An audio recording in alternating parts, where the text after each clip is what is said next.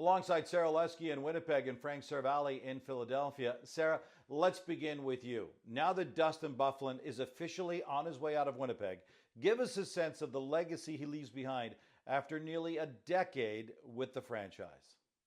Well, Gino, despite how things ended, when I think about Dustin Byfuglien and his years with the Winnipeg Jets, I will always think about how, in my mind, he is the most popular player to have worn a Winnipeg Jets jersey since the team returned in 2011. Fans could not get enough of him, despite the fact that he never went out looking for the spotlight. They loved the way that he played on the ice, the big hits, the big shot from the point, and the fun that he just seemed to be having out there. And anytime you saw fans be able to interact with him off the ice, they just gravitated towards him. And even though he's no longer with the Winnipeg Jets, the impact that he's had on players that remain will be felt for years to come. Look no further than Josh Morrissey. When Morrissey entered the league, it was Dustin that went to head coach Paul Maurice and said, "Gimme the kid." And Morrissey has spoken at length about the impact that Dustin had on him early on as a defensive partner and how important playing beside someone like Dustin was. So it's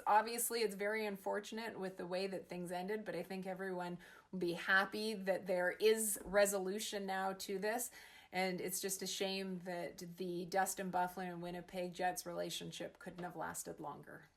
Well, Frank, it's been a long time coming, but the breakup is now official. Give us a sense of the implications for both Byfuglien and the Jets organization.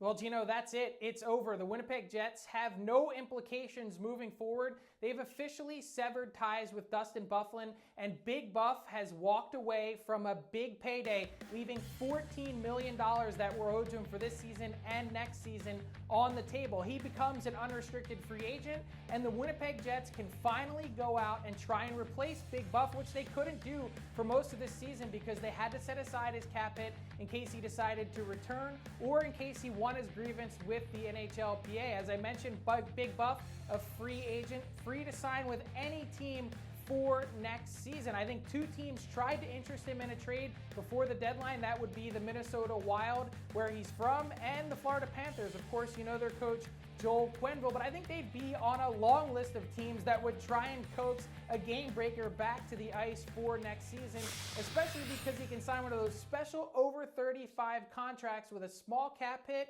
and bonus incentives which he could hit. But Gino, I don't think there's been any indication so far that Dustin Byfuglien wants to continue playing.